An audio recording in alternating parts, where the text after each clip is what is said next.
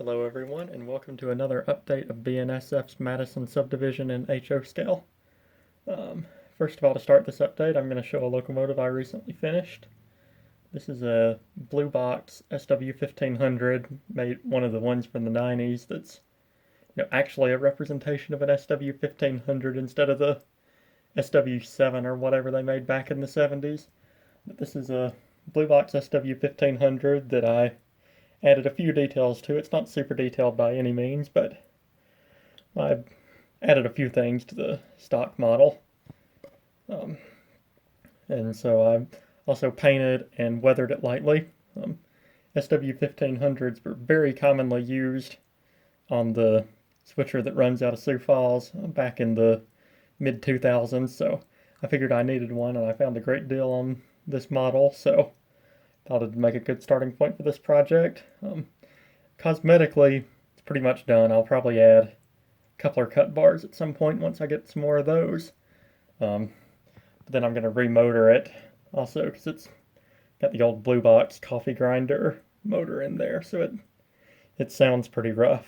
But once I put a new motor in, it ought to run pretty well, and might try to fit sound in there. I don't know. I'll probably have to look at in-scale decoders if I want to fit sound in such a small locomotive. So anyway, it's the most recently completed locomotive project that I've done. And so we'll start looking at the actual layout now. So pulling back, you can see that I've put up the base for the backdrops and also put down the insulation foam sub-roadbed. So I've got, backdrops hung all the way around, and eventually I'm going to put, more detailed backdrops on this. This is just, sort of a light blue placeholder there for now.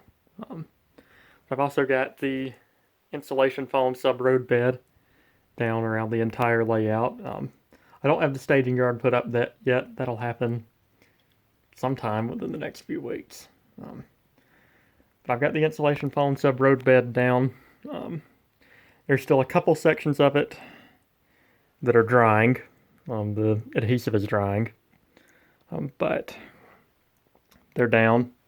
So the next steps will be to go in and smooth out the joints between the sections so that the track will run over them smoothly, and then paint that.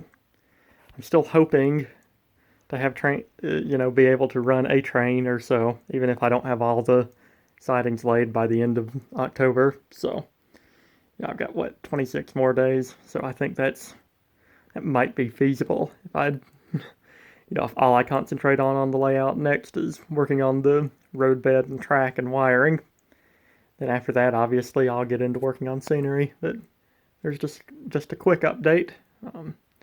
So ideally, by the next update, I will have the joints between the foam sections smoothed out and have all the foam painted, and maybe even have more of the roadbed down. So thank y'all for watching.